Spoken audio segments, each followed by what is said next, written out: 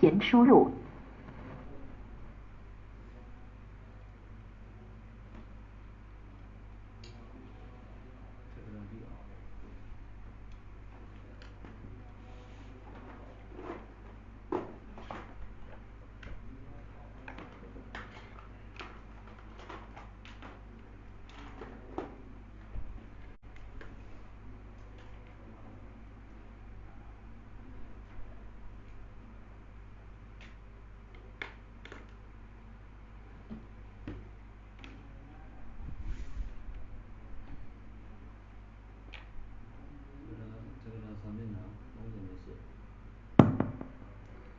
这个上面哪东西写？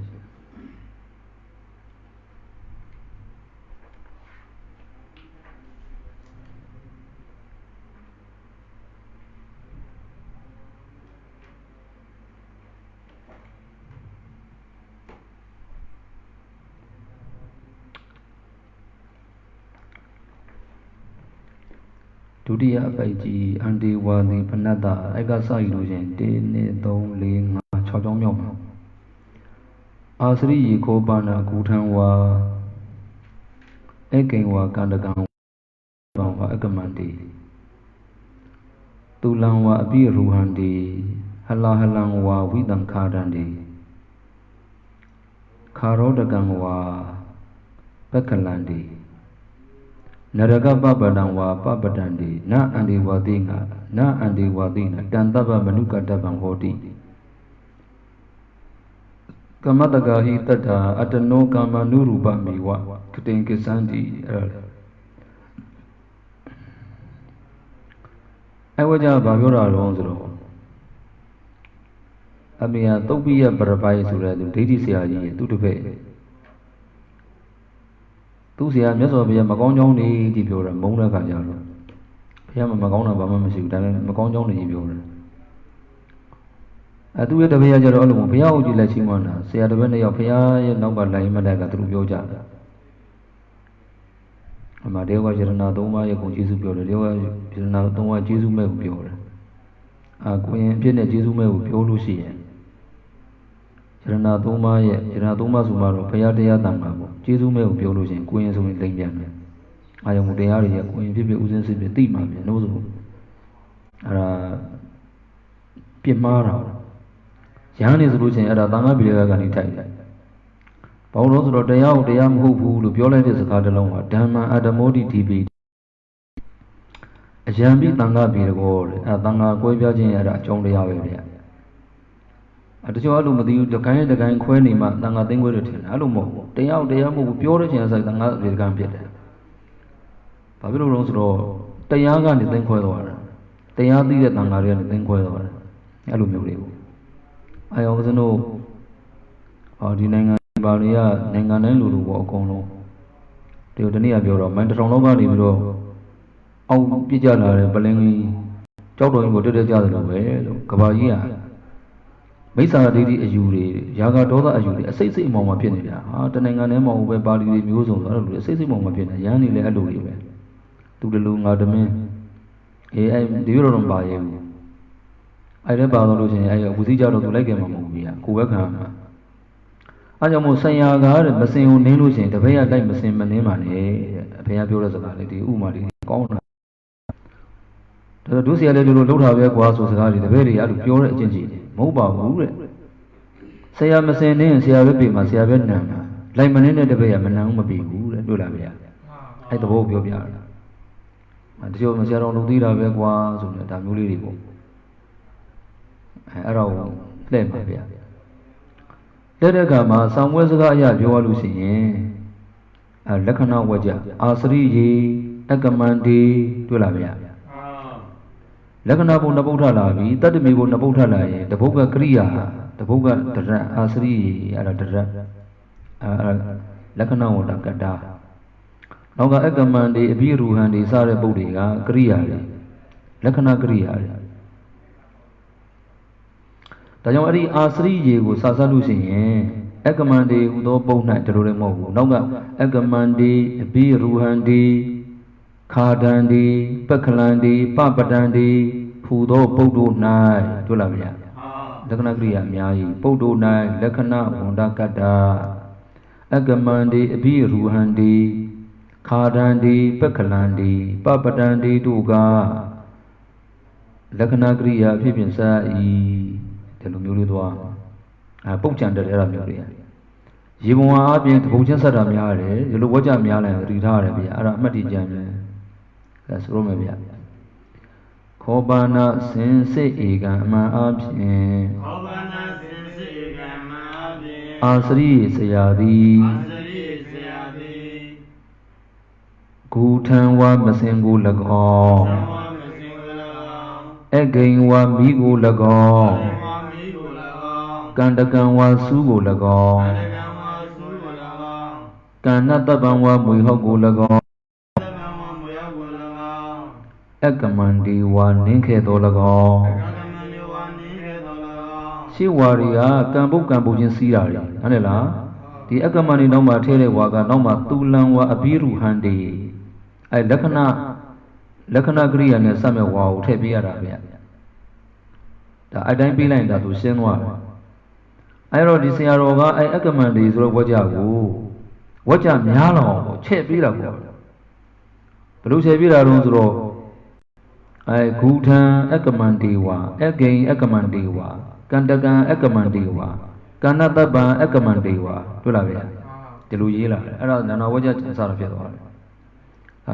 Tudia in Nebio, Kutan Masengo Akamandiwa, Ninke Dolagon, Again Migo Akamandiwa, Ninke Dolagon, Kandagan Sugo Akamandiwa, Ninke Dolagon. Kanataban Muihogo Akamandi one Ninke Dolagon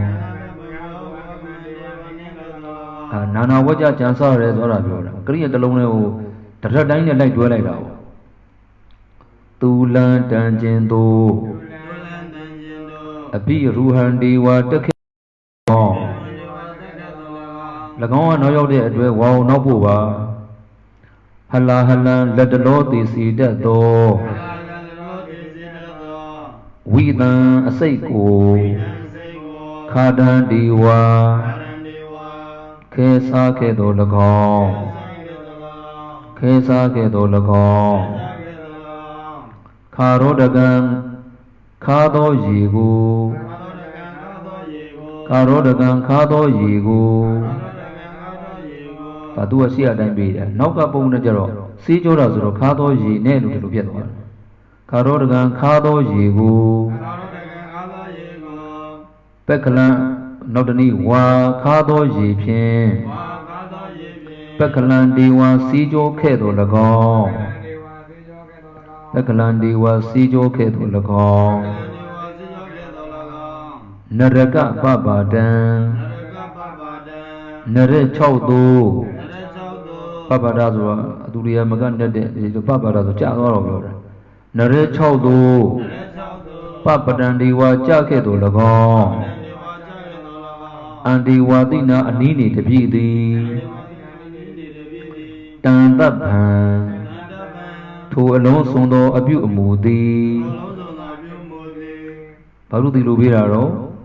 Hordin Salo Kadajan Sat to alone sondo abu mugo Baduna Samaro Anuka Daban Kahona Samamu Lavia. I do the 3 times. Daru, GJ is only to me. I come home, Mammy Gigria, no matter Asado, Mukadaba, Pidomian, Chin, and the Concadine. Do not do the Gemma, Mono to Metuda, Jaruya. I didn't even know about Kamusi to Kurkabime, Hodi Kataho Gria, Sido, Tidakabime, Bibi Bobia, Nanella. The other is somebody Pia Mamuta Yuvia. Nani Bida and Abira, Dadaba, Wipatayata, Asri, Akamandi Ruma. And Lakana Wanda Kata Kriya Arahmau B. Anukadaba Atula you at the Nahodi Mapie Nahodi Mapie He Mai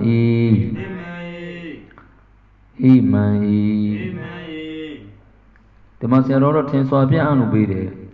Adi Dibana Gubida, Lady at the Sianet as Yamadubia.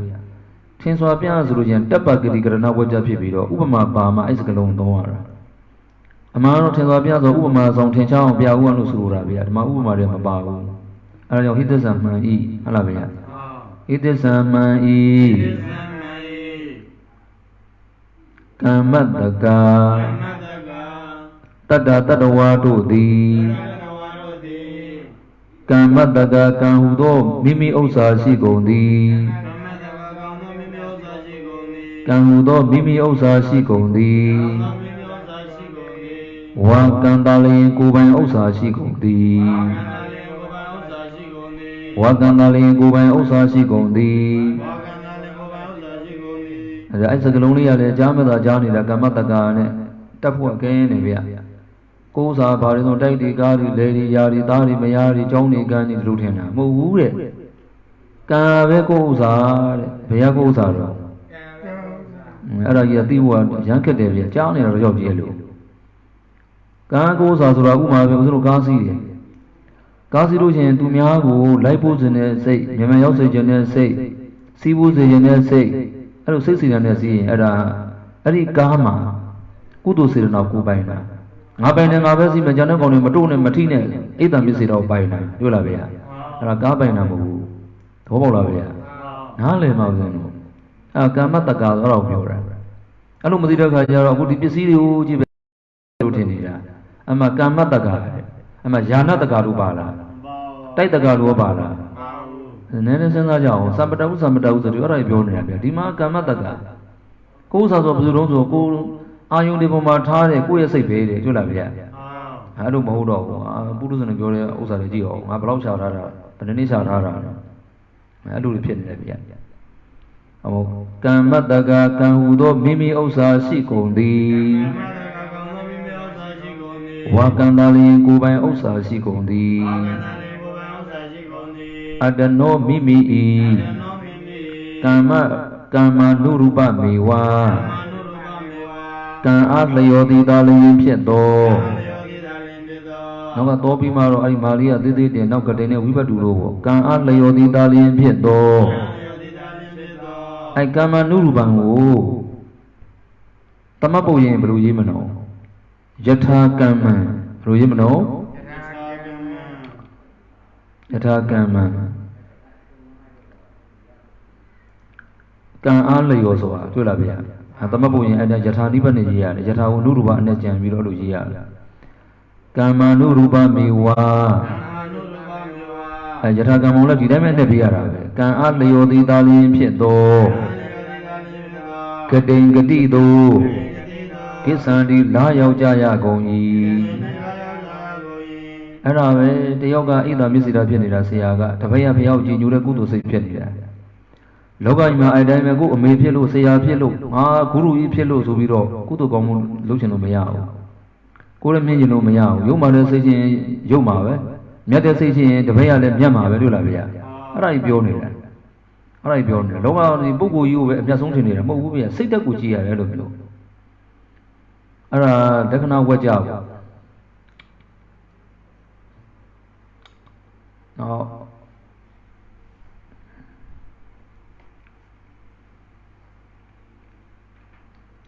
စာမျက်နှာတော့ဆက်ချက်ကိုတော့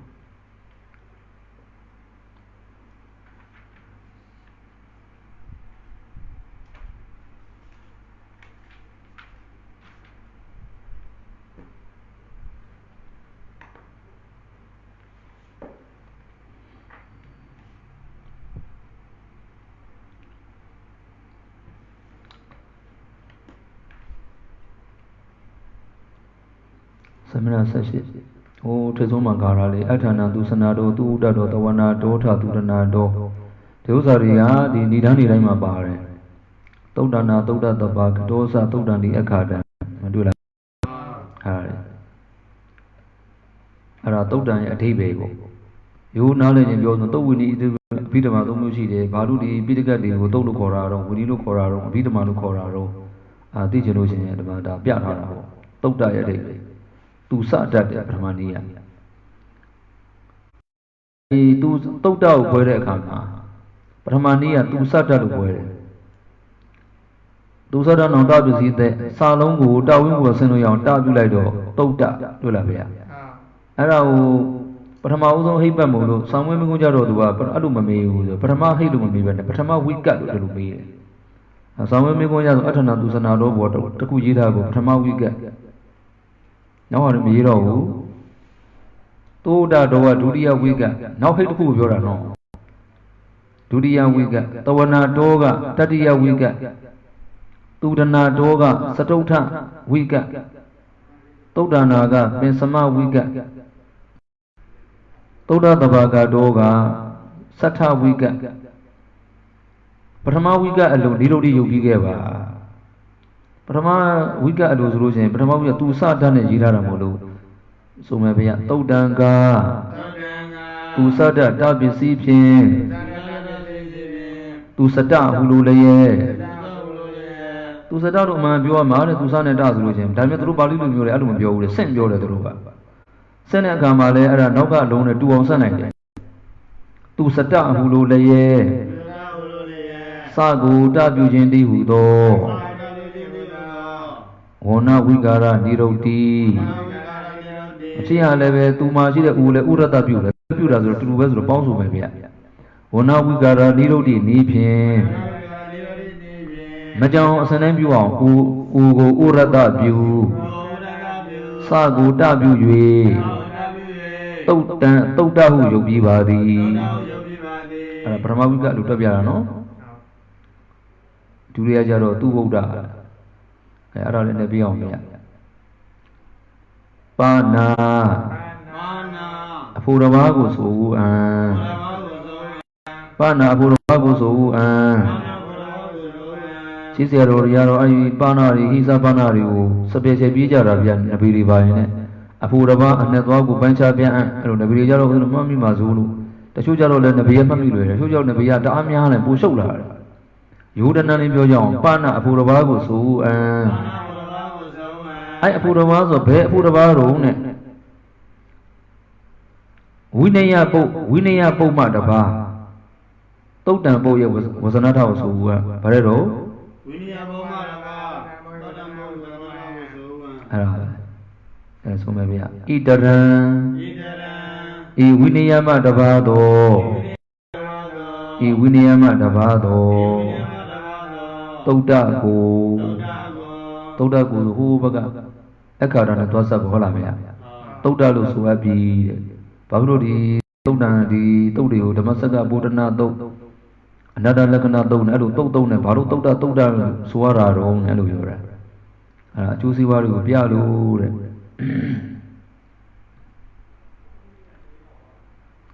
ဣတရတဤဝိနယမတဘာသောတုတ်တဤအဲ့ဒါတွေကနောက်ကသူစနာတော်ဆိုတဲ့ဟိတ်ပုတ်ရှိပါတယ်ဆိုဟိတ်ရဲ့တာမန်ထည့်ပြီးတော့တွေ့လာဗျာအဲ့ဣတရတကိုပြန်ထည့်တာပထမပုတ်တာမန်လို့ဟုတ်လားဗျာဣတရံဤတဘာသောတုတ်တကိုဆရာကြီးဒီမှာကိုဖြစ်နေမှာကိုဖြစ်လေနောက်ကအခါတံကံဟောလေဗျာကံဟောမှာကိုလိုပဲပထမနားလည်လားဗျာအဲ့ပထမကိုပဲပြန်ပြီးဣတရတလို့တာမန်ခံရတာအဲ့ဒါဥစဉ်ဟိုကြမှာအဲ့ဒါတာမန်မခံတတ်ဘူးဆိုလို့ရှိရင်အဲ့ဒါအမှတ်မရအောင်တာမန်ခံဆိုမှသူ့ရှိမှာဘယ်သူမှမရှိဘဲနဲ့ဗျာဣတရတပုတ်တည်းရှိတာဣတရနဲ့ပါဏာနှစ်ပုတ်တည်းရှိတာပါဏာနိဗ္ဗာန်ဆိုတော့တာမန်ခံလို့မရတာတော့ဣတရတလို့ပြန်ခံရတာတွေ့လားဗျာဣတရတဤဝိနယမတဘာသောတုတ်တဤအထာနံအကျိုးတို့ကိုဝါမိမိအကျိုးသူတော်ဘာအကျိုးဆိုအစရှိသောအကျိုးတို့ကိုအောက်မှာအထထပရထတိဗီဒီလေးပြန်လာဗျာအဲ့ဒါအထကိုဗီဒီယထပေါ်ပေးလိုက်တာမိမိအကျိုးသူတော်ဘာအကျိုးအစရှိကုန်သောအကျိုးတို့ကိုသူစနာတော်ပြတ်တတ်သည်အဖြစ်ကြောင့်၎င်းသူစနာတော်စပြတ်တတ်သည်အဖြစ်ကြောင့်၎င်း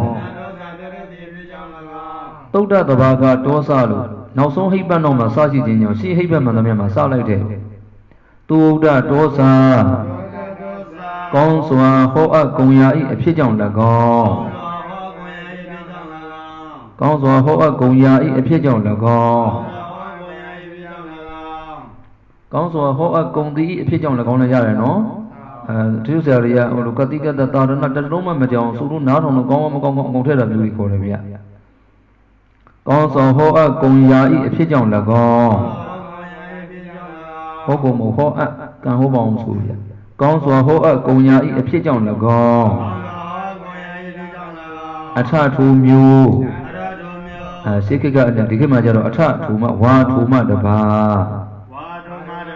တဝနာတောစာတိတတိအဖြစ်ကြောင့်၎င်းအမှအဖြစ်ကြောင့်၎င်းအဖြစ်ကြောင့်၎င်းဆိုတာကဒီမှာအဖြစ်လို့ပေးတဲ့ပုဂ္ဂိုလ်မပါဘူးတန်ပံမခံတယ်ဆိုလို့ရှိရင်နောက်ကအဖြစ်ဟောတဲ့ပုဂ္ဂိုလ်ပါများလားဗျာဒီမှာမပါဘူးတောလူပဲပါတယ်ဗျာတတာလို့မပါဘူးမပါတော့ဘာမှတော့ဆိုတော့ဘာဝလောဘလို့ကျန်ရတယ်ဗါတယ်တော့ဘာဝလောဘဆိုလိုတာသူစနဘာဝတော်သူဥဒ္ဒဘာဝတော်တဝနာဘာဝတော်တွေ့လားအဲ့လိုဆိုရမှာကိုဘာဝကြီးခြေပြီးရေးထားတယ်လို့ဆိုလိုတာဗျာတာမန်ခံတယ်ဆိုမှတော့နောက်ကဘာဝရှိရမှာပေါ့ဒါမှမဟုတ်ဆိုလို့ဟိတ်ပတ်ရှိရမှာပေါ့အဲ့လိုဟာမျိုးပဲဦးဇင်းတို့ဒီလိုဒီလောက်ပါဆိုပုတ်ခတ်သွားတယ်သူစနာတော်ကိုအဲ့ဒါဒီလိုဒီပြီးပါဆိုသူစနာဘာဝတော်ဟုလို့လေဘာဝပုဂ္ဂိုလ်ခြေပြီးသူစနာတော်ယူပြီးပါသည်တွေ့လားဗျာအဲ့လိုပုံမျိုးကြတော့အဲ့ဒါလုံးလုံးအမှတ်မရတဲ့ပုဂ္ဂိုလ်ဖြစ်သွားတယ်အဲ့လိုအဖြစ်မပါဘဲနဲ့အဖြစ်လို့ပြီးအဲ့ဒါဘာဝလောဘပါဠိထဲမှာဘာဝမပါဘဲနဲ့အဖြစ်လို့ပြီးအဲ့ဒါဘာတော့ပုံသိနည်းအဲ့ဒါတဝနာဒောစာတိတတ်သည်အဖြစ်ကြောင့်၎င်းတိတတ်သည်အဖြစ်ကြောင့်၎င်းသိတယ်ဆိုတော့ဘာမှမသိဘူးအဲ့ကြတော့သိတယ်ဆိုတာတဲ့အောက်မှာဖြစ်တာကိုပြောတာတဲ့ဟုတ်လားဗျာဝါဖြစ်စေတတ်သည်အဖြစ်ကြောင့်၎င်းဝါဖြစ်စေတတ်သည်အဖြစ်ကြောင့်၎င်းသူတနာတောစာသူတနာတောစာယူစီတတ်သည်အဖြစ်ကြောင့်၎င်းယူစီတတ်သည်အဖြစ်ကြောင့်၎င်းသူတနာဘာဝတော်ရှေ့တာမန်ခံတယ်ဆိုတဲ့ကိုရှေ့နောက်ကဘာဝရှိရယူစီတတ်သည်အဖြစ်ကြောင့်၎င်းသုတ်တာနာစာကောင်းစွာစောက်ရှောက်တတ်သည်အဖြစ်ကြောင့်၎င်းဓမ္မကြတော့သူကတောနဲ့မကြီးတော့ဘူးတမန်နဲ့ပဲကြီးတော့တာတွေ့လားဗျာတမန်ကိုအာပြုထားတာကောင်းစွာစောက်ရှောက်တတ်သည်အဖြစ်ကြောင့်၎င်းသုတ်တတဘာကတောစာတမင်းချီပန်းတိတန်ရှိနှင့်တူသောအဖို့ရှိသည်အဖြစ်ကြောင့်၎င်းတူသောလို့ပြောရဆိုလဲကွာအဲ့တလေးကတက္ကနာမဟုတ်ဘူးသူကတမာနာလာတာအဲ့တော့တမာနာတောက်ကတမာနာလို့ရေးတာဗျဒီလိုဒီပြီးပါဆိုတော့အမှတ်မရောက်ဖြစ်သွားမယ်သုတ်တတဘာဂတော်ကိုတမဏိရုဒ္ဓိယုတ်ပြီးခဲ့ပါဆိုလို့ချင်းသုတ်တတမာနာဘာဂတော်ဟုလို့လည်းရဲ့ဗါလဲတော့တမာနာကိုတပြု၍သုတ်တတဘာဂတော်ဟုယုတ်ပြီးပါသည်တွေ့သုတ်တတဘာဂတော်က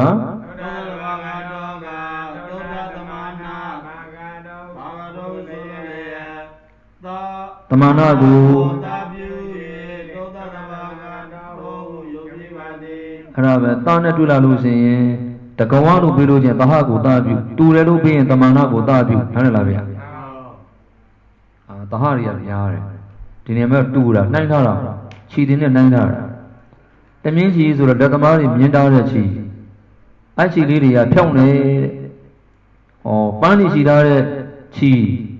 ပန်းတွေကိုစီးထားတဲ့နှီးစီးလေးတို့ဘာလို့အဲ့ဒါတွေပြောတာအဲ့ဒါရှိထားလို့ရှင်လည်းဖေုံမဲမဖြစ်ဘူးတဲ့အဲ့လိုပဲကိုကမြတ်စွာဘုရားရဲ့တရားရဲ့စီမင်းလေးအတိုင်းပဲသုံးသပ်ဆင်ခြင်မယ်ဆိုလို့ရှိရင်ဦးဇင်းတို့နိဗ္ဗာန်တော်တဲ့ကမှာလမ်းမကောက်ဘူးတဲ့အတိုင်းပြောတာအဲ့တော့တုတ်တန်တွေကိုလည်းမသင်ကြားဘူးကြ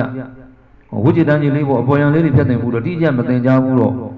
တကယ်ကိုသွားခြင်းတဲ့အလုပ်ကိုသွားတော့မယ်ဆိုလို့မရဘူးဖြစ်နေတော့ပြောတာဗျလမ်းကောက်နေတော့ပြောတာသုတ်တတဘာဂဒောစာဒီနေရာမှာခြီနှမျိုးတမြင်းခြီပန်းတီတန်ခြီဟုတ်လားဗျာတမြင်းခြီပန်းတီတန်ခြီနှင့်သတမာနာတူသောဘာကအဖို့ရှိသည်ဤကျင်နေသောဘာဝကအဖြစ်တောကြောင့်စ၎င်းတလုံးချင်းပြပြတာဗျသုတ်တတဘာဂဒောစာတမင်းကြီးပန်းတီတန်ရှိနှင့်ဒူသော အဖို့ရှိသည်အဖြစ်ကြောင့်၎င်းကတ္တထဲတော်မယ်ဗျာသုတ်တန္တဝိဒုဟိသုတ်တန္တဝိဒုဟိ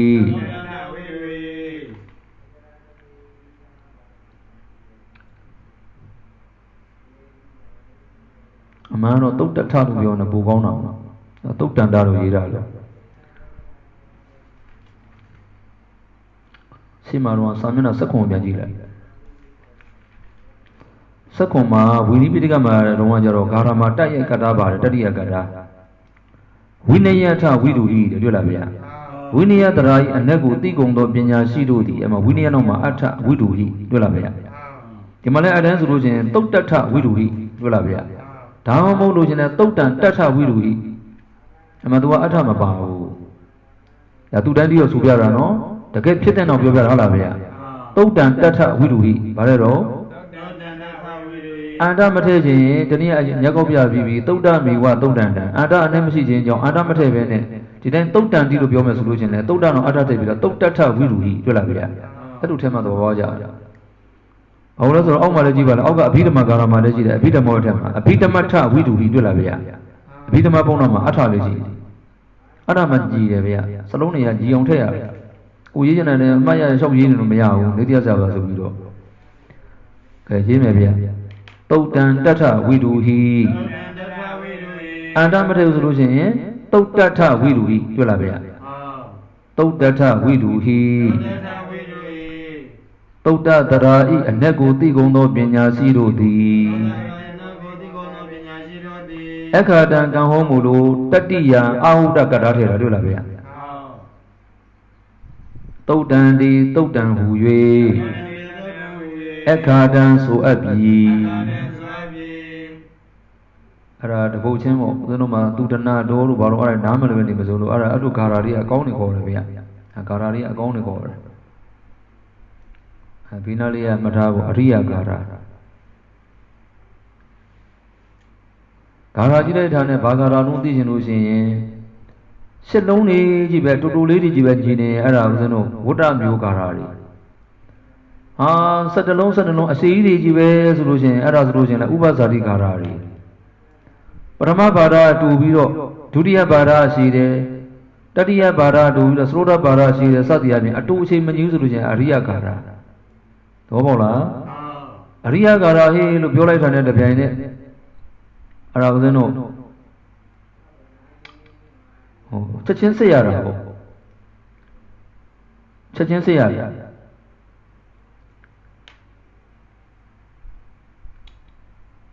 ချက်ချင်းဘယ်လိုစစ်မှာတော့ဆိုလို့ချင်းသတ္ထောကိလလူဇောဝါဂါယုတင်ကြီးစက္ကနာနာဇောဝိသမေအရိယယံတတ္တိလောသတ္ထွန်တိဂောကနာစင်ကြီးအရိယဂါရရဲ့အတိုင်းမျိုးချက်ချင်းတန်းရေးရတယ်ဘာမှချက်မှတ်နေရမှာမဟုတ်ဘူးစဉ်းစားနေရမှာမဟုတ်ဘူးဒါကြောင့်မလို့ဒီဆရာရမ်းမှာအဲ့လိုရေးပိသားဂါရတွေက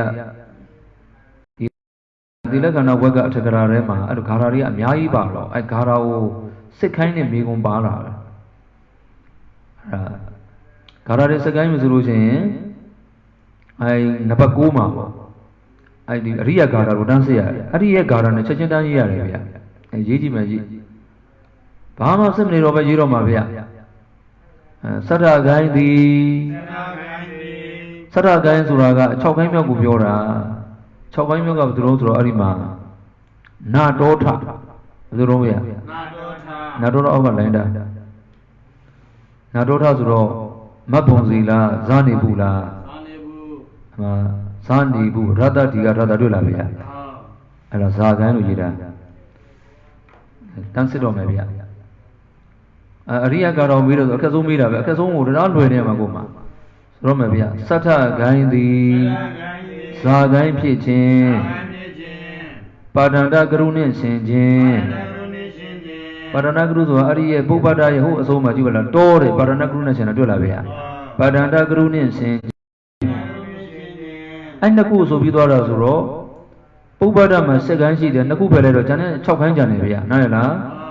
သတ္ထဇာဂိုင်းပါဒန္တကရုမတပါ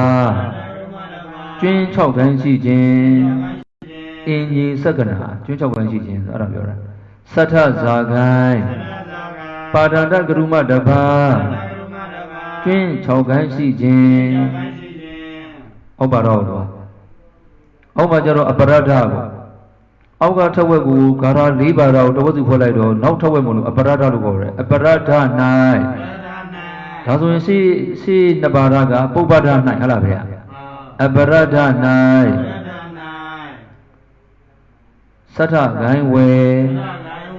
Uma, Lo Sator, Sata Gaima, Lo Labuchi Jane. Sata Gaima Baji Jeno, Labuchi Jane. Sata Gainway. Labuchi Jane.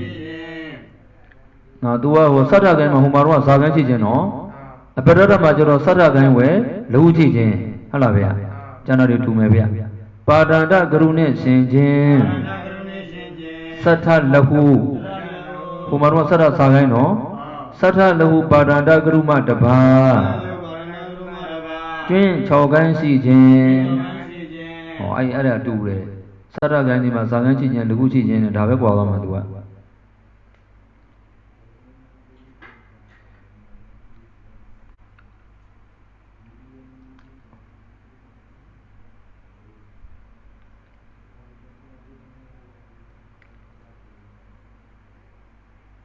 No borrow. Not so with the me, Halabia. Not so with the Messabujan, with the mouse or with the Mazuraga, so Niam who's or a second name, Paduda Sama Sa, Ta Alu, second Tema. With the Mazura, so Nina Ganga, Dudia, Srota, Sata, Atama, with the Masonia Mosuro, Magani, Tetonga Congo, take up Patama Guy. Tula Tonga Tadia Guy Naga Pesama Guy Konga Tatama Guy Raubura Widama Guy Widama Paran and Bale Widama Tana Nai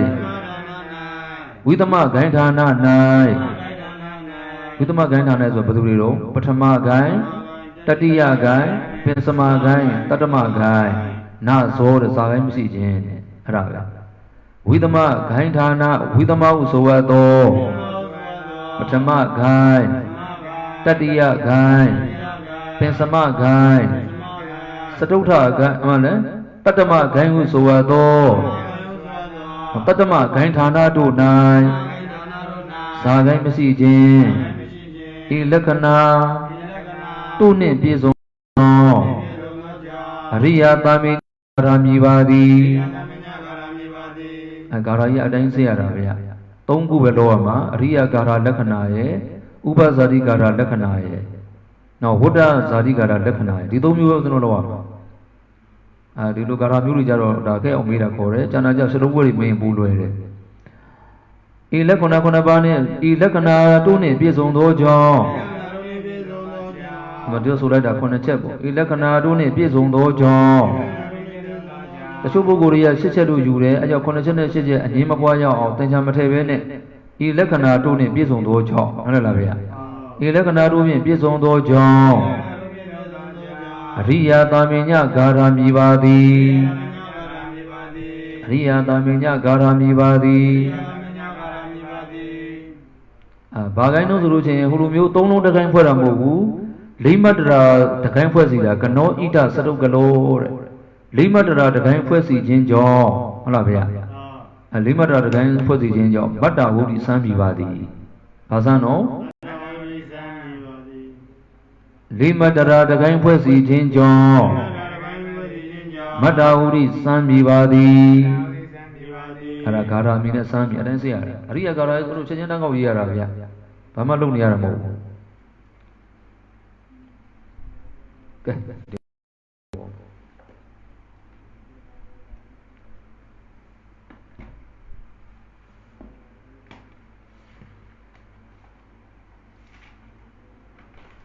Mania, we but a yata down and other, we but deeper down on Jenny. Low.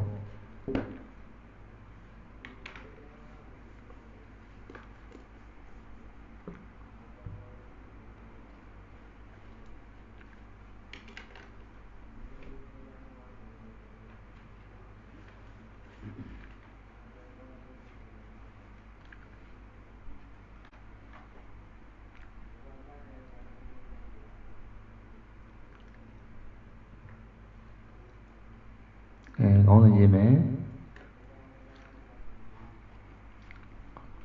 ဝိပတ္တိပဒသောဝန္ဒနာ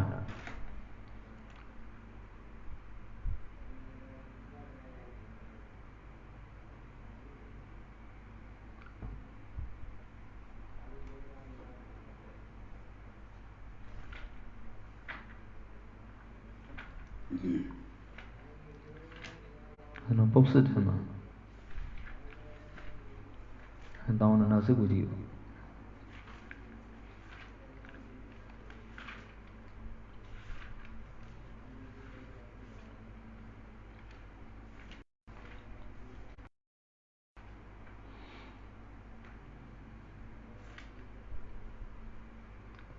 စာမျက်နှာတူမယ်ဆိုရင်235မှာ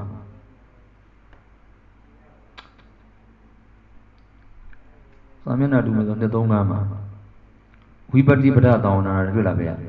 ပုရိသောတိပထမေကဝဆနံနဲ့အဲပုရိသောမှာတဲ့ပထမဧကုအတိဘရှိတယ်တွေ့လားဗျာဟောအမှဝိပတ္တိပေါ်ပြရတာတွေ့လားပုရိသောဘောသောလို့ဘာလို့မဖွင့်ပြဘူးပုရိသောဖွင့်တာမဟုတ်တော့ကအောလေးကိုဖွင့်ပြတာတွေ့လားဗျာ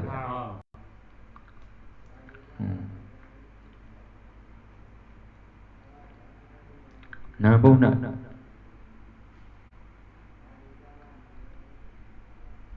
ဝိပတ်အမည်ပါလာလျင်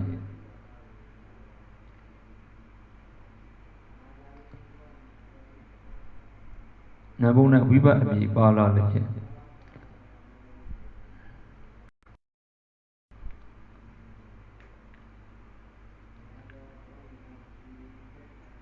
သမဝိဂျိုနသမဝိဂျိုတိုင်းပဲဘာလို့တော့တေတံဝိပတ္တိရောလောဘစားတော့အရာသမပုံမှာဝိပတ္တိခြေထားတာဖြစ်တဲ့အတွက်သမဝိဂျိုဆိုတဲ့အခါမှာဝိပတ္တိပြန်ပေါ်လာတယ်ဟုတ်လားဗျာပုံသေးအဲဆိုဒီဟာကြီးကဘယ်မှာပေါ်မှာတော့ဆိုတော့သမမပေါ်မှာလို့လားဗျာသမဝိဂျိုမှာဝိပတ်ပေါ်လာဘူးလားပေါ်လာတယ်အဲ့တော့ပြောတာလေကျဘယ်နှမှာပေါ်မှာတော့ဆိုတော့ဘယ်နှဝိပတ်ပေါ်လာတော့ကြည့်လိုက်ဘောဗျာသမပုံဘယ်မှာတော့သမပုံဟေးသမဝိဂျိုပြီလားဗျာထပ်ပြည့်မယ်တတိဝိဂျိုတို့၌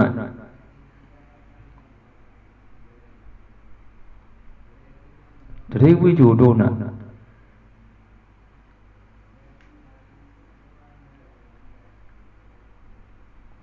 ကြည်နေသောဆိုတော့ပျောက်နေသောရှာမတွေ့သောဖတ်လို့မရသောလောဘောတိအတ္တတနာအနုစာရဏံနဲ့ဦးဇင်းတို့ရူပသိတိတန်ဒီတော်ကကြည်နေသောဝိဘတ်ကိုပုဂ္ဂံဝိဘတ်ကိုခြေထားတယ်ဝိချုံကဝိဘတ်ကိုပြန်ဖော်တယ်တွေ့လားဗျာအဲ့ဒီအခုဖော်တဲ့ကောင်ကကြောင်းတိုင်းမဖော်တတ်ဘူးဆရာဘုန်းကြီးတိုင်းတတိမရတတ်ဘူးစစ်ပေါက်ဖြေတဲ့ဘုန်းကြီးနဲ့သွားတူလို့ရှင်ကိုယ့်အတွက်ကြံမယ်ဗျာအဲဝိချုံသမတ်တတိဝိချုံဆိုတိုင်းဒီကောင်ဖော်ရမယ်အဲ့ဒါမှဦးဇင်းတို့ဝကြဝိနေပါရေးမှာလည်းပဲတိကျဖော်ထားတာမရှိဘူးအကုန်လုံးမပြည့်စုံဘူးတပည့်တော်ကရှိတဲ့စာအုပ်နဲ့ဦးဇင်းတို့သင်ပြီးတာပဲဖြစ်တာအကုန်လုံးကမပြည့်စုံဘူးဗျ။ဒါမှမဟုတ်ကိုယ်ဒေါင်းစီမောင်းစီသိချင်လို့ချင်းအဲ့လိုကိုယ်ကဖြည့်တာဘယ်နေရာမှာဝိပတ္တိပဒပေါ်မှာတော့ဝိပတ္တယထအမဒီကိုပြပြီးကာရကပိုင်းထားလာဗျ။အဲ့တော့သမဝိဂျိုတရိဝိဂျိုတို့၌ကျင်နေသောဝိပတ်ကိုပြန်ဖော်ပြလိရှိ၍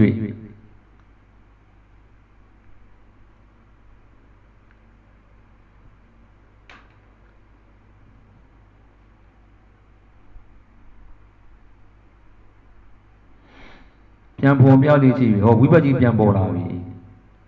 နံဘုံမှာကျလို့ချင်းဝိပတ်အမိပါလာလိမ့်မယ်ဝိပတ်အမိလေးပေါ်လိမ့်မယ်ပုရိသောဆိုနံဘုံတွေ့လာပြီပထမေကဝဆနံနဲ့ဒီလိုပါလာလိမ့်မယ်ဒါပေမဲ့အဲ့ဒီပုဂ္ဂိုလ်တကယ်မတွေ့တကယ်တွေ့မှာဝိချိုတွေတွေ့မှာသမဝိချိုတရိပ်ပွေတော့ရောက်ဆိုမှာသူကပြန်ဖော်ပြလိပြီလား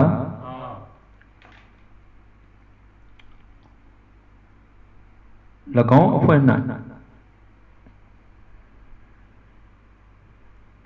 ဝိပတ္တိပဒသောဝန္ဒနာဖော်ရသည်အဲ့ဒါကြံခဲ့တတ်တဲ့နေရာဗျာကျောင်းတိုင်းမဖြစ်နိုင်ဘူးလားတွေကလွယ်တော့တအားလွယ်တာတအားကြံတယ်ဗျာဝိပတ္တိပဒသောဝန္ဒနာဖော်ရသည်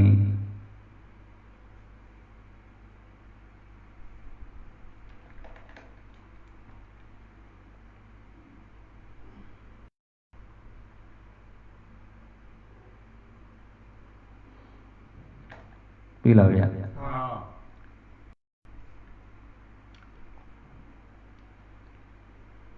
ခဲရေးမယ်ပုံစံပုရိသောတိ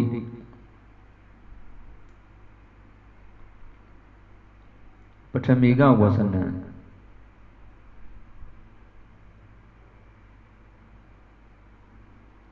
ဟောပုရိသောကိုဖွင့်တာမဟုတ်ဘူးအောလေးကိုဖွင့်တာတွေ့လားဗျာ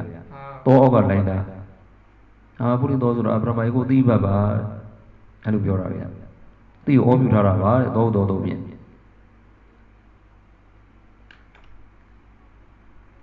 ပြီလားသို့တော့ထိုပုံစံမျိုးထက်ကရာ၌မရေးဒီ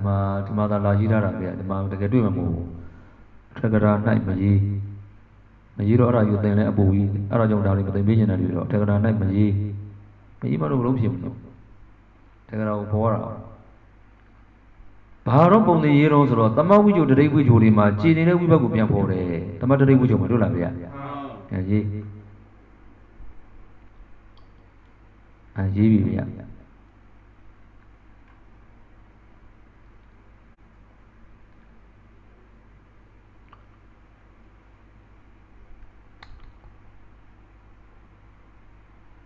သမပုဒ္ဓဘုရေးပြရင်ညောပုဒ္ဓောရာဇတော်အဲ့မနုကိုရှင်းကြည့်လိုက်သမပုဒ်ကယာဇပုဒ္ဓောလို့ဖြစ်နေအဲ့နောက်ကပုဒ္ဓောမှာဩဆိုတော့သိရရှိတယ်တွေ့လားဘယ်သူမှမရှိတာတော့ယာဇမှမရှိတာဒါမှယာဇကိုမှဘယ်လိုဖော်ပြလိုက်တော့ရင်ညောအောက်ကလိုင်းတာရာဇသတ္ထိတရင်ညောဆိုတော့သတ္ထိတလို့ပြောလိုက်တာဗျာညောလို့ဖြစ်နေတာတခြားမဟုတ်ဘူးညောလို့ဖြစ်နေတာတကိုရိုက်လိုက်ရင်ဩအဲ့တော့နောက်ကဟိုမှာရင်ညောလို့ဩတန်နဲ့ဖြစ်လာတာတကိုဒီတာယိပနိတကဝရာဇတတော်ရင်ညောပြုတော်ကြောင်းတောင်ကြီးဗျာဘလို့ကရင်ညောဖြစ်တော်မှမသိလိုက်ဘူးအဲ့တာလေးကိုရိုက်ရင်ဩအဲ့ဒီမှာညောနေဆုံးတာတွေ့လာဗျာ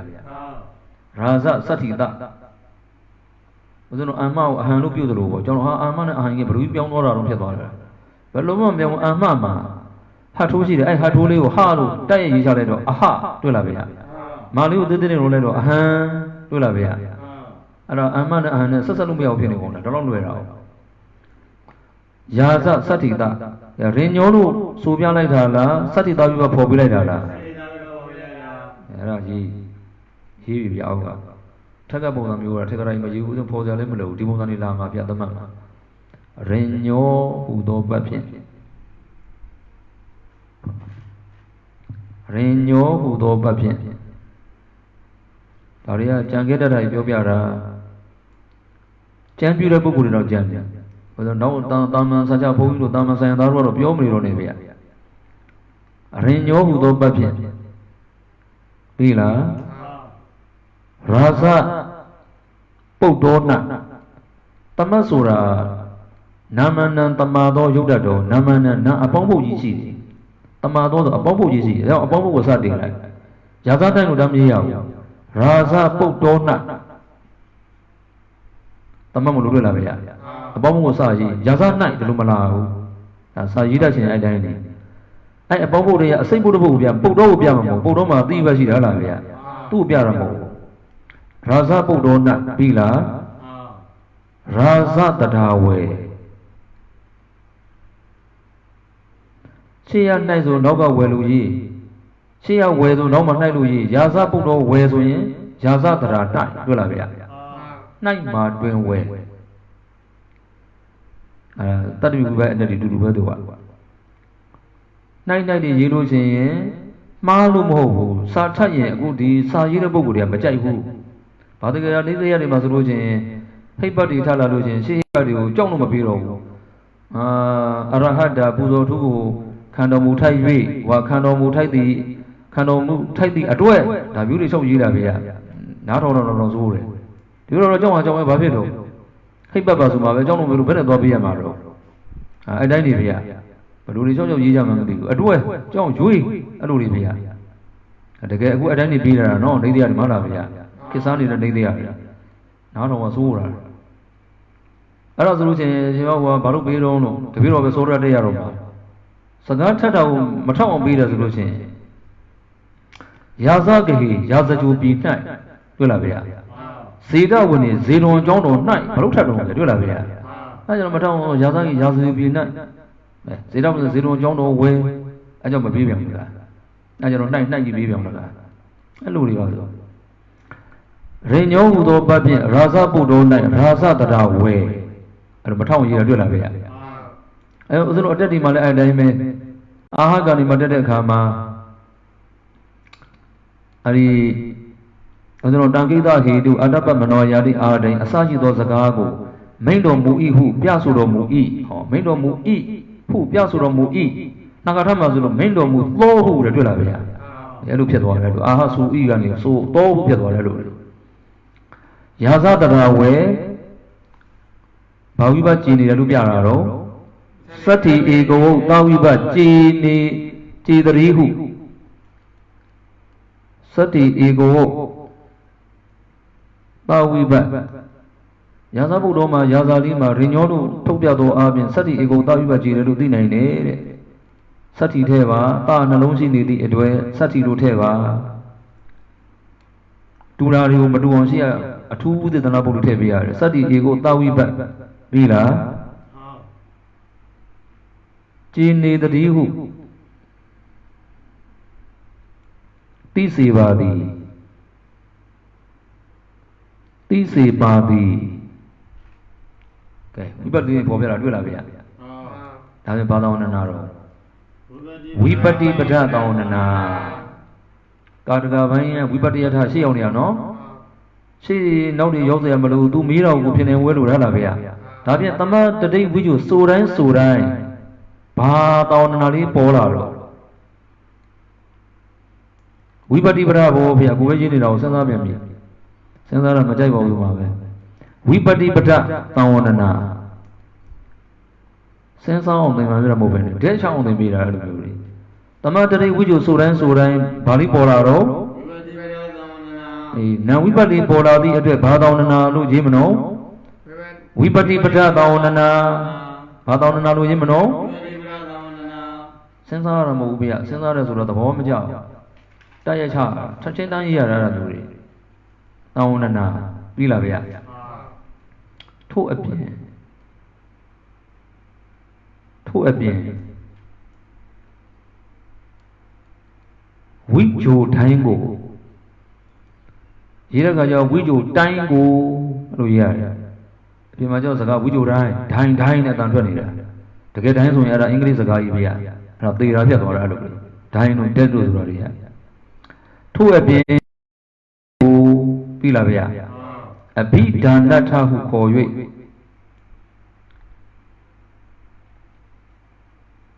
အဘိဒါနထဟုခေါ်၍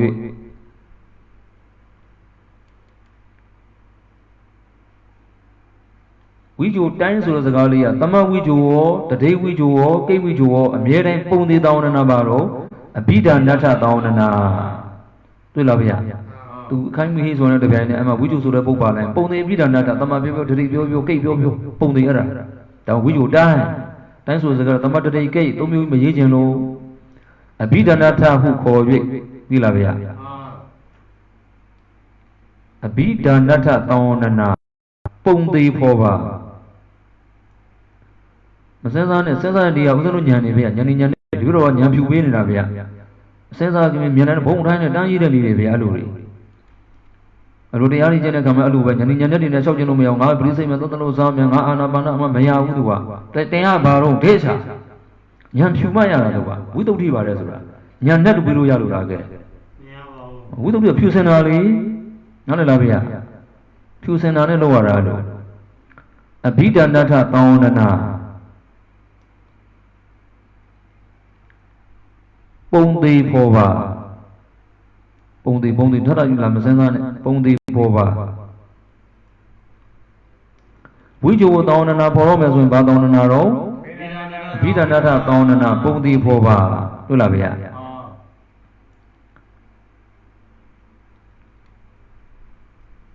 Naposa Wijudi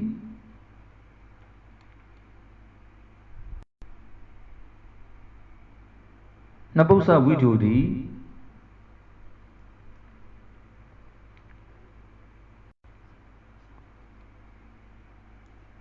Tamapoki and Napi Tamapoki and Napi Naposa Wijudi Tamapoki and Napi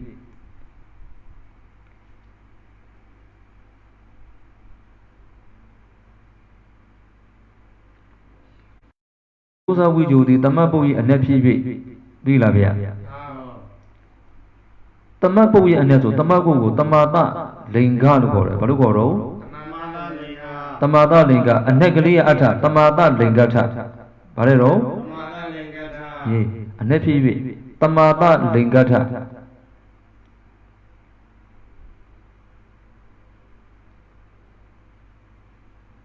Tamada Lingata Vilavia Ara Wijoa Najivia, I and Negu, Nemulu, the mother, Linganum, Ataba. A good and Nogorolia by Lura Rondro, the mother, Linga, Batata, the Wallet, a chick attracted Laravia. And such a Bosari, Posgaluma, a Yanjo, Pumdi Bamdi, Sasaloda. But down of your Batama Belu, Tamapuya, and the poem of Bahu, Nalavia. They had a grammar poem, walk forward. There was no positive Borosi and Guapoma, Catudana, which you do Lavia. Tokadana Wijudi, better Razema Poma Bulavia. I wish you a patana memo for you. Around the mother ling a patana, the Ravia, and no coroli. And your throat diamond pinia of G. Tamada lingata, Pila, Tamada linga patata. But out about Ravia, Tamada linga. You don't do it in a Saturday joke early. The Momia, you know, 2 years of Sabine, a Jairo Share, the Kala, a mamma, Piensimu, Piesmu, Tamuri Messiven, the Muja, Dorabule, 1 year, Matedo. Yani, the game Matedo, my mother and Borora, Louis Lura and Borora, and Nimiaras of your joke that you are alive. Tamada, Linga, Patata, Pilavia, Nanwana. Tapova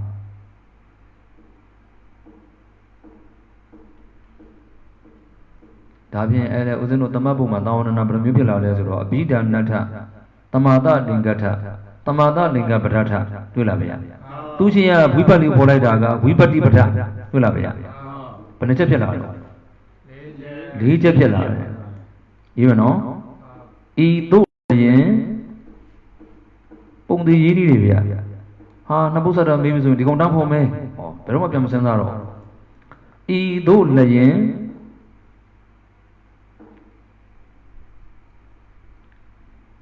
Tamawi Jona Mere Mala Mala Giarado. The old Ecolode was a Benamaga, Siciliano, Julia Jaro, Madame Mila, the monuments of Madame. I am a piano, how did not do money, I did not do in the lower. Just to see all of you. Tamawi Jona, Pila, La Vivea. Te, we bati, bata.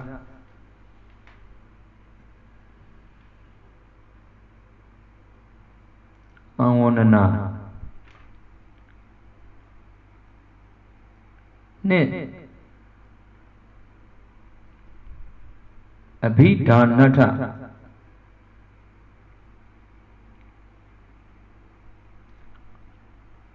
Tu nó mà sĩ mẹ tô Tamata Lingata nó bố sa đồng ý rằng họ chắc chắn là phô mê bông tí đi địa rồi xong bây giờ sẽ ra mình rồi đang ngồi tòa ra rồi hoa mà người ra mà cũng chắc là ông biểu này ông mày ra chỉ chỉ bị công phi lại ông mày ra Tamata Lingata vì là Lê Tamata Linga Batata đã nói của ra Batata lên mà bảo này Tamata Linga Batata Tangonana. No don't you what do ye ramu? Vida nata downana, Namada Lingata down at the road, the Shujumia, Willamia. Pony Hamu, no so much go here and I have Vida nata no down in a room review, Vida nata, the mother Lingata, the mother Linga, Brata downana. Pilavia. Leje Yangamu Bode, Leje Budi Pova.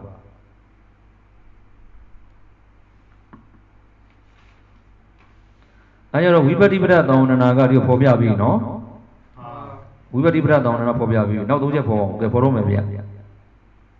Porekama, Palito was Sabomara, Tegra Sabomara. Although down and Nazura Tegrali, down and a Pobalu Sumaro, down and Nazura Tegrali, be a point, Tegra point. I rain your boat on Razabudoma, Brua, down and arrow, Brua Tegraro.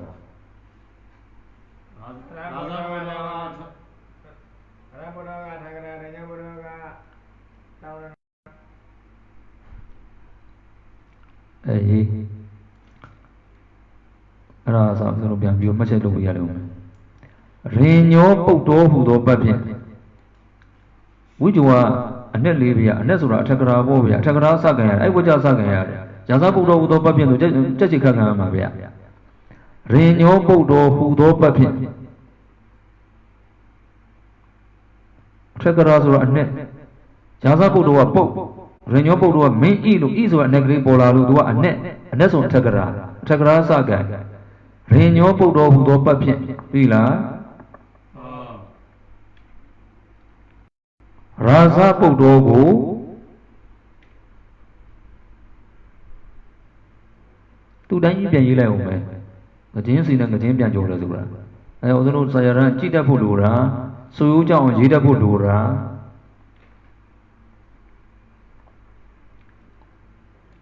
Raza Podogo, rain your Podo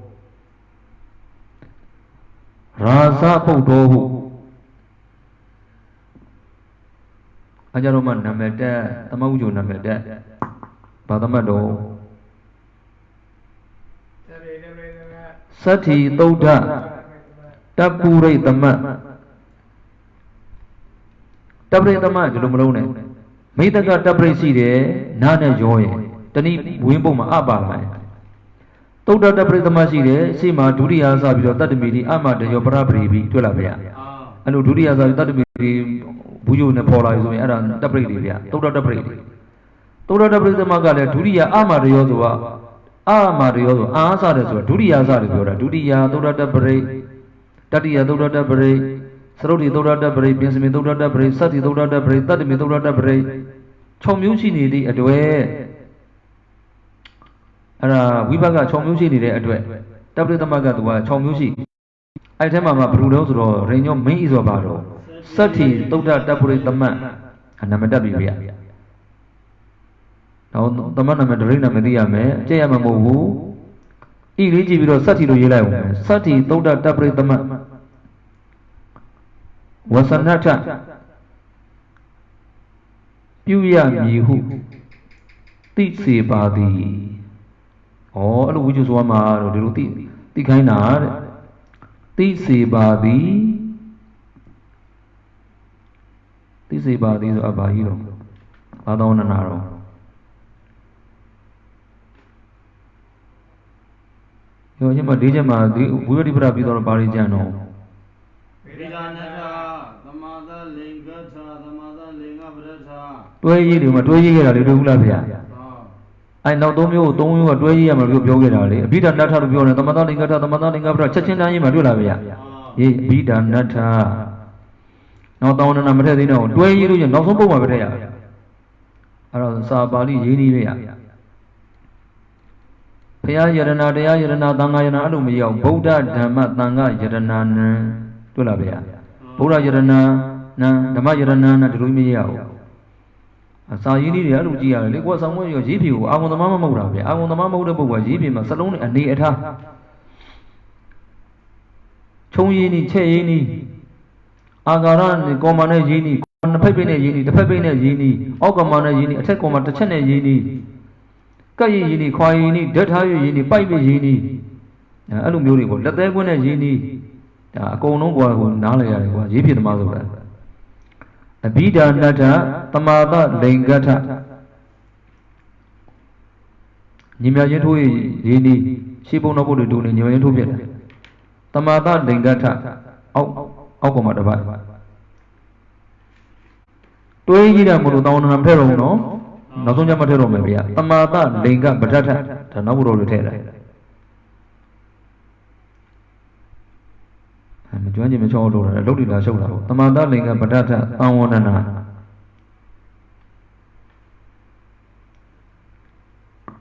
ကဲအဲ့ဒါအိုက်ကောင်အဲ့ဒါဥစဉ်စမပြပြလေးပဲရင်ညောပုတ်တော်ရာဇပုတ်တော်အာဘောဘုံရဲ့သံဝန္ဒနာမြည်ပေးပါဆိုလို့ရှိရင်အဲ့ဒီမှာရင်ညောပုတ်တော်ကအပေါင်းပုတ်မို့လို့နောက်မှပေါ်လိုက်တာဟိုမှာရင်ညောဟူသောပတ်ဖြစ်ဆိုအစိတ်ပုတ်မို့လို့စပေါ်ရတာတွေ့လားဗျာဘာဖြစ်ဖြစ်ဥစဉ်တိုက်ဆောက်တယ်ဆိုလို့ရှိရင်တိုက်ကြီးစပြီးတော့မလာလို့မရဘူးဘီလက်တွေသေးတွေအစိတ်တွေစမလာတယ်တွေ့လားဗျာဒါကြောင့်မလို့အစိတ်ရှိလို့ရှိရင်တောင်းတော့ဘယ်ကောင်ကစပေါ်ရလဲဆိုလို့ရှိရင်အစိတ်ပုတ်ကစပေါ်ပါဘယ်စပေါ်မလို့စိတ်ပုတ်ကစပေါ်ပါဝိပတိပဒဆိုတာရင်ညောဆိုတဲ့အစိတ်ပုတ်တွေမတွေ့လားဗျာတော့အဲ့ကောင်စပေါ်တာနော်ဒါအပြည့်ပြန်ပေါ်တော့မယ်ဗျာအပြည့်ပြန်ဝင်နေနားကြောက်ရင်ညောဟူသောပတ်ဖြင့်အစိတ်ကိုစပေါ်တာတွေ့လားဗျာရင်ညောဟူသောပတ်ဖြင့်ရာဇပုတ်တော်၌ရာဇတဒါဝေပါကြည့်နေတော့စတ္တိဧကဝတဝိပံကြည်နေတတိဟုသိစေပါသည်ဝိပတ္တိပဒသောနနာပြီးသွားပြီနော်အစိတ်ပြီးတော့အပေါင်းတော့မယ်ရင်ညောနဲ့ပုတ်တော့ပေါင်းတော့မယ်ရင်ညောပုတ်တော်ဟူသောပတ်ဖြင့်အကျယ်တဝင်းရေးမယ်ဆိုရင်တော့ရင်ညောပုတ်တော်ဟူသောတန်ဝန္ဒနာပတ်ဖြင့်တွေ့လားဗျာနောက်ပိုင်းဘုရုမမရေးတော့လို့ဒီမရေးပြတော့တာဗျာမူရင်းကတော့အဲ့တိုင်းတကယ်မူရင်းလည်းမဟုတ်ပါဘူးတကယ်မူရင်းတန်ဝန္ဒနာတီလို့ပါတယ်ကိုယ်ထဲမှာဒါပေမဲ့ဒီလိုပဲပြင်ဖြေနေကြတာအကုန်လုံးရင်ညောပုတ်တော်ဟူသောပတ်ဖြင့်ရာဇပုတ်တော်ကိုရင်ညောပုတ်တော်ရာဇပုတ်တော်ဟုသတ္တိသုဒ္ဓတပုရိသမဝဆနထပြုရမည်ဟုသိစေပါသည်ဝိဇ္ဇုမို့လို့အဘိဓာနတ္ထဟလားဗျာသမပုတ်ရဲ့အ내မလို့သမာသလိင်္ဂထရပါလားအဘိဓာနတ္ထသမာသလိင်္ဂထသမာသလိင်္ဂပဋ္ဌထသံဝန္ဒနာအဲ့လိုနှစ်ပုတ်ဆက်ထားတော့နှစ်ပုတ်ခွဲလိုက်ပြီဆိုတော့တပြိုင်နက်အဲသံဝန္ဒနာဘယ်နှချက်လာမလို့3ချက်4ချက်ဘယ်နှချက်လာမလို့အဲ4ချက်ထဲမှာမှဝိပတိပဒကိုတီးကြဖို့တန်တဲ့3ချက်ကိုပေါင်းဖို့တွေ့လားဗျာအဲ့ဒါသမတ်ပုတ်ဖုံလေးအဲ့ဒါအကုန်ပဲဗျာကဲတော်မယ်